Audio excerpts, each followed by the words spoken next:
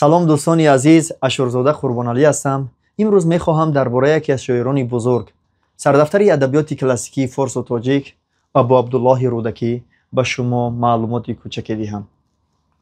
زندگی نامه ابو عبدالله رودکی.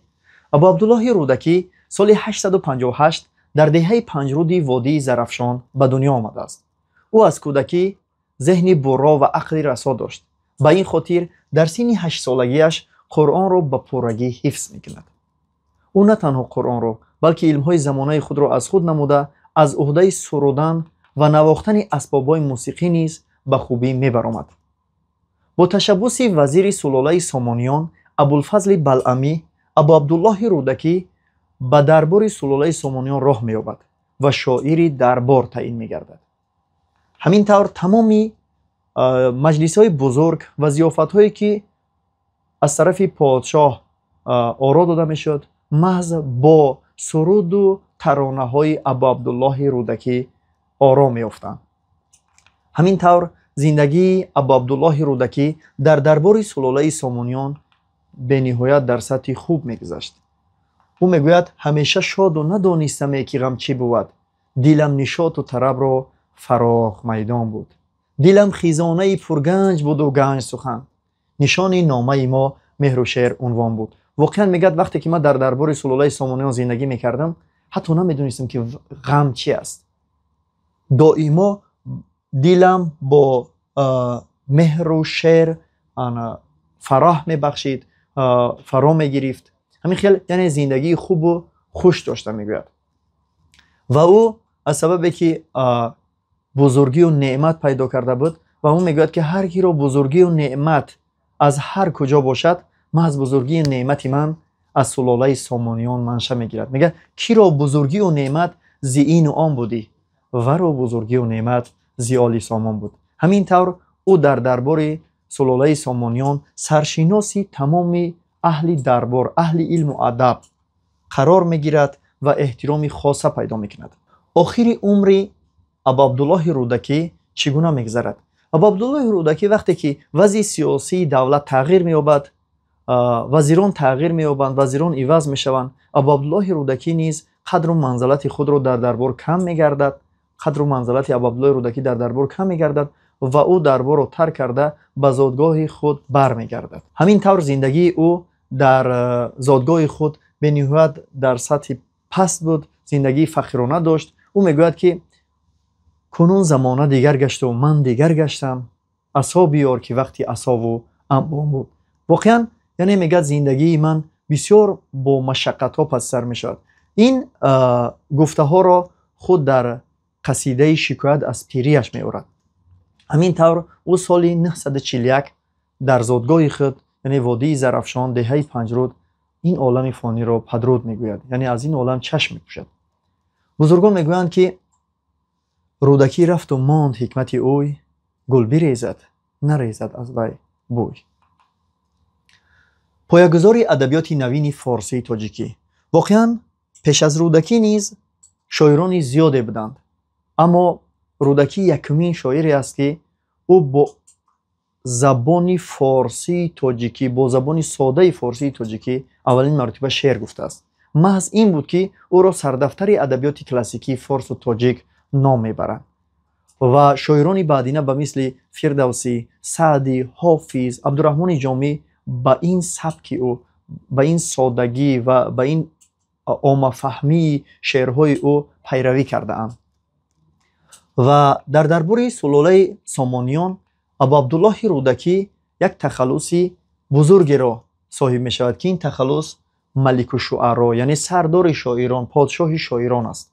چه خیلی که رشیدی سمرقندی میگوید گر سری یابد به عالم کس به نیکو شاعری، رودکی را بر سر آن شاعران زیبد سری. شعر او را برشمردم 13,000 هم فزون آید اگر چنان که باید بشمری. واقعا میگه اگر سرداری زیبنده باشد محض زیبندگی خاصی ابو عبدالله رودکی است و تمامی قسم زیادی شاعران بعدینه میگه با او پیروی کردند. این تخلص یعنی ملک الشعرا فقط به ابو عبدالله رودکی خاص نیست، بلکه سیدای نصفی، میرزا عبدالقادر بیدل، اینچنین ملک الشعرا بهار، انوری و دیگران نیز این تخلص را گرفتند. اما عجیبیش در آن است که اولین مرتبه این تخلص خاصی ابا عبدالله رودکی شده است. به همین خاطر ابا عبدالله رودکی سردفتر و اینچنین ملک الشعرای نخستین است. شاعری چنگ نواز. چه که در بالا قید کردیم، ابا عبدالله رودکی نه تنها یعنی استعداد شاعری، بلکه استعداد هنر و استعداد نواختن اسباب‌های موسیقی را نیز داشت. چه که شاعران میگویند که رودکی چنگ بگرفت و نواخت، باده انداز که او سرود انداخت. واقعا یعنی استعداد عجیبی داشت. او تمام محفل هایی که پادشاه آراسته میکرد با چنگ خود، با سرودهای خود، یعنی آن محفل ها را آراسته میگرداند. چه که یک نقل بزرگی است، میگویند روز از روزها نصر ابن احمد درباریان را با خود گرفته با سفر طولانی به هرات می رود. این سفر بسیار طولانی می شود و شاه امیر نمی خواهد دویم باره به بخارای خود برگردد. اما وزیران که غمی یار و دیار آنها را فرا گرفته بود، می خواستند دویم باره به بخارا به وطن خودشان بر بگردند.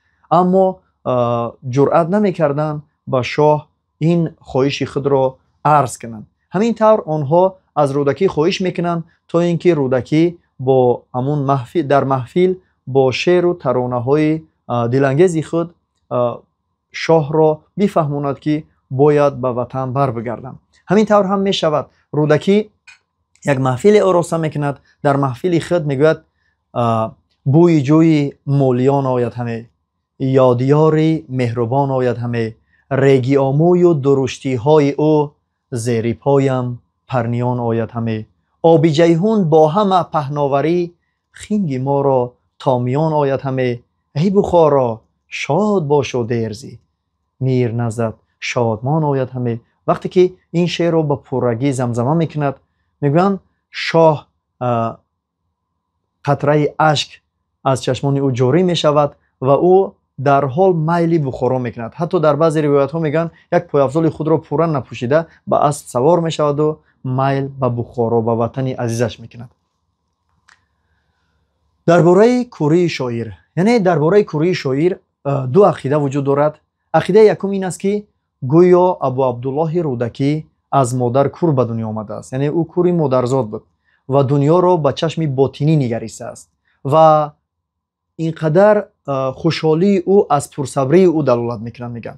اما عقیده دیگر این است که عقیده درست‌ترش این است که اما او در خردی کور نبود. وقتی که در دربار خدمت میکند، بعد از دربار رفتن از طرف حسودان به چشم او میل یعنی سیماب میریزند و او را کور میگردانند. همین طور او یعنی ما عقیده ما این است که در آخر عمرش ابا عبدالله رودکی در چشمانش میل ریخته کور میگرده. شاعری حیات پرست و خوشبین. خیلی که معلوم است ابا عبدالله رودکی ما را همیشه با شعرهای خود، با غزلیات خود، با آنمون ربایی و دوبیتی های خود به خوشبینی حیات دعوت میکند. خیلی که در این شعرش معلوم است میگه این جهان را نگر با چشم خیرد، نه بدان چشم کندرو نگری، همچو دریاست وزنک و کاری، کشتی ساز تا بدان گذری. یعنی میگوید که این جهان را انسان باید به چشمی خیردش نگاه کند، به چشمی آنمون عقل و فراستش نگاه بکند. این جهان میگه چنان نکویای زیاد دارد که کشتی ساختن در کار تا اینکه غرق آنها نشوی. یعنی واقعا دنیای ما دنیای پر از نیکی ها است. ما باید دیدگاه خود را نیکی کنیم. وقتی انسان دیدگاه خود را نیکو میکند، میگه فکرهای خوب میتواند سخنهای خوب را از آن بیرون کند. وقتی سخنها نکو شوند، میتواند عمل او و تقدیر او به خوبی برود. یعنی منشأ تقدیر هر یک انسان از فکر درستی وی است. به همین خاطر یعنی رودکی ما را به خوشبینی حیات یعنی دلالت میکند. میراث ادبی ابا عبدالله رودکی. از ابا عبدالله رودکی میراث گرانبهای باقی مانده است، اما متاسفانه نه همه آن تا زمان ما آمده رسیده است. از رودکی قصیده ها، داستان ها، قطعه ها، ربایی، دو بیتی و دیگر نمودهای آثار باقی مانده است. قصیده های ابا عبدالله رودکی یکی از قصیده های بزرگ آن قصیده شکایت از پیری است. خیلی که در بالا چند قسمتی آن را تحلیل کردیم. شکایت از پیری اصلا درباره حیات و ترجمه خودی، ترجمه زندگی، ترجمه حالی خودی زندگی ابو عبدالله رودکی رو در بر میگیرد. او زمانی که در دربار بود، در دربار سلطان سامانیان زندگی میکرد، حیاتی شیرین داشت، حیاتی خوب داشت و بعد از دربار رفتن که زندگی بسیار فقیرانه، زندگی بسیار تنگ رو پس سر میکرد، با غم و کلفت زندگی میگذران. او را در قصیده شکایت از پیری خود میارد و آن تا زمانی ما همگی 34 بیتش باقی مانده است. خلاص قصیده شکایت از پیری او چونین سر میشد، میگد مرا بیسود و فرو ریخت هرچی دندان بود، نبود دندان لابل چراغ تابان بود، سپید و سیمرده بود و در و مرجان بود، ستاره سحری بود و قطره باران بود. یکی نماند کنون زان همه بیسود و بیریخت، چی نحس بود همانا نحسی کیوان بود، نه نحسی کیوان بود و نه روزگاری دراز، چی بود منت بگویم قضایی از آن بود. جهان همیشه چو چشم است گردگردان است، همیشه تا بود آیینش گیرگردان بود. واقعا زندگی پستی و بلندی ها دارد. میگد گاهی میشود زندگی خوش و خورم انسان را فرا میگیرد، گاهی میشود کلفت و غم. و قصیده دیگری آن قصیده مادر می است. این قصیده اصلا موضوع خوشگذرانی زندگی است. یعنی انسان میگد عمری کوچکی دارد، باید با خوشی و خوشنودی پس سر کند. درباره می گپ میزند و میگد مادر می رو بکرد باید قربان، بچه او رو گرفت و کرد به زندان. همین طور یعنی آغاز می شود درباره خوشبینی، خوشگذراندن حیات و در حیات نشاط و طرب داشتن انسان ها سخن میکند. و قصیده دیگری آن دوران آفتاب نام دارد، یعنی قصیده آفتابیه نیز میگویند. میگوید چخیلی که آفتاب از پس کوه ها میبراید، دنیا را با همون انرژی خود گرم میگرداند، دنیا را روشن میگرداند، به دنیا انرژی میبخشد و میگوید زمانی ما در زمانی ما میگد همین انرژی را محض نصر ابن احمد میدهد. یعنی این قصیده دوران آفتاب به نصر ابن احمد بخشیده شده است و میگوید نصر ابن احمد یک پادشاهی است که علم دوست است، در زمان خود علم فرهنگ را به درجه اعلی برده است و او میگوید امن و آرامی و ثبات مملکت ما محض از نصر ابن احمد منشأ میگیرد. غیر از قصیده ها ابو عبدالله رودکی داستان ها نیز انشا کرده است. یکی از داستان های بزرگ آن سیمبادنامه است. اصلا این اثر نقلی و روایتی هندویی بوده. ابو عبدالله رودکی آن را به نظم نوشته است و سیمبادنامه آبرز اساسی داستان را یک شاهزاده تشکیل میکند که پادشاه فرزند خود یعنی شاهزاده را به نزد یک خیرتمند میبرد که او خیرتمند نامش سیمباد بود و محض سیمبادنامه نامی اون خیرتمند را در خود گرفته است و وقتی که نزد او میبرد تا اینکه او را تربیت میکند و سیمباد مدت طولانی شاهزاده را تربیت میکند. روزی از روزها منجمان ستاره شناسان میگویند نسبت شاهزاده ستارگان فال بد دارند، باید شاهزاده مدت یک هفته عموما صحبت نکند. در حالت پس سر شدن همین فال بد میتواند با از نو صحبت را دوام بدهد. این تکلیف را شاهزاده و شاه قبول میکنند. یک هفته باید شاهزاده عموما صحبت نمیکرد. در همین میان یک کنیز و یکی از کنیزان یا زنهای پادشاه به نزد شاهزاده میبیاید، از تنومندی و از زیبایی و میخواهد استفاده بکند، اما شاهزاده که پاکسریشت بود این تکلیف او را رد میکند. همین طور او از بدبینی به نزد پادشاه رفته دروغ میگوید تا اینکه میگوید که شاهزاده میخواهد پدر خود را بکشد و خود سروری دولت را به خود بگیرد. اما پادشاه از این گپی دروغ بسیار در غضب میآید، میخواهد فرزند خود را به قتل رساند، حتی امر میکند. در این مورد سیندباد به نزد او میبیاید، به نزد پادشاه میبیاید و میگوید که ما باید مدت تحمل بکنیم، صبر بکنیم، چون که صبر آینده شیرین دارد. ما باید مدت با نقل روایت های خوب میخواهم هر روز همین یک هفته با نقل روایت های گوناگون شاه را مقصد وقتش را میگیرد. بعد یک هفته که شاهزاده امکانی گفتن پیدا میکند و او پاکی خود، تازگی خود به کمبودی بودن خودش در پیش پدرش افشا میکند. همین طور در سیمبادنامه یعنی فقط راستی و راستقولی و صبر کردن رو به انسان ها عبدالله رودکی می آموزاند. و داستان دیگری دارد، داستان کلیله و دیمنه. اصلا این داستان از زبان حیوانات سخن میکند برای تربیه. اینم اثر اخلاقی است، اثری است که تربیوی است، اثری است که انسان ها رو به راه درست راهنمون میکند. از نام حیوانات تربیت میکند انسان ها رو. این کلیله و دیمنه نام دو حیوانی است، یعنی به شیر یا پلنگ مانندند.